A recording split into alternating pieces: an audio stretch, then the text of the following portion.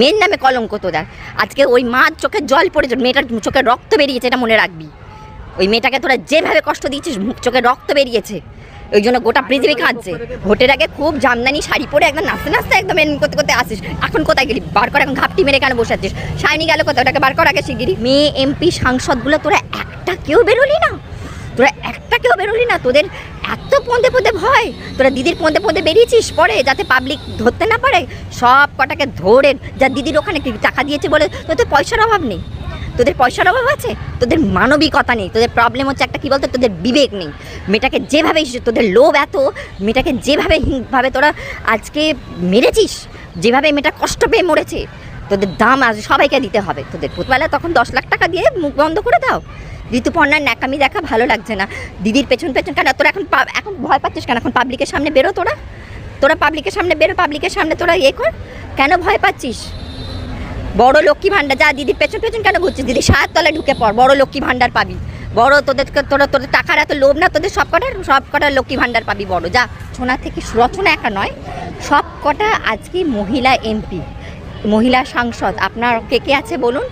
রত্না চ্যাটার্জি, শতাব্দী রায় খুব নাচানাচি করতো। আর ওইটা কি বলে, ওই সায়নী ঘোষ, যেটা অর্ধশিক্ষিত, যেটা বলেছিল শিবকে খণ্ডম পড়াও, সেটা কোথায়? সেটাকে তো পাত্তা নেই, সেটাকে তো দেখতে পাচ্ছি না। এগুলোকে ঘাড় ধরে সব কটাকে টেনে আনুন, এনে পাবলিকের কাছে বসিয়ে দিন। যতক্ষণ ওই মেয়ের বিচার হচ্ছে ততক্ষণ তোরা পাবলিকের যা। একদমই সেফ নই তো আমরা কেউ, ওই জন্যই তো বলছি পাবলিক। দেখুন একটা কথা বলবো, আজকে উনি কী করে বলছে মেয়েদের নাইট ডিউটি বন্ধ করে দাও, কী করে উনি বলছেন আজকে?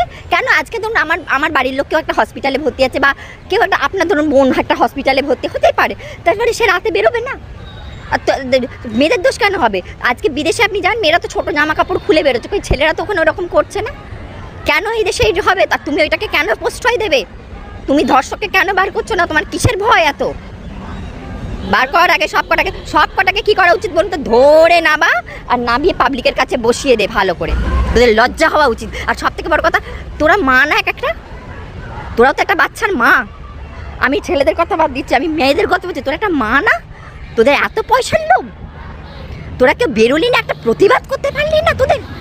তোরা একটাকে প্রতিবাদ করতে পারলি না? তোদের এত লজ্জা, ধিক্কার তোদের। তোরা মেয়ের নামে কলঙ্ক তোদের। আজকে ওই মার চোখে জল পড়েছে, মেয়েটার চোখে রক্ত বেরিয়েছে, এটা মনে রাখবি। ওই মেয়েটাকে তোরা যেভাবে কষ্ট দিয়েছিস, চোখে রক্ত বেরিয়েছে, ওই জন্য গোটা পৃথিবী কাঁদছে। বিদেশে পাঠিয়েছে কেন? এই দেশে রেখে দিতে পারতো তো, রাতেবেলা বার করতে পারতো তো।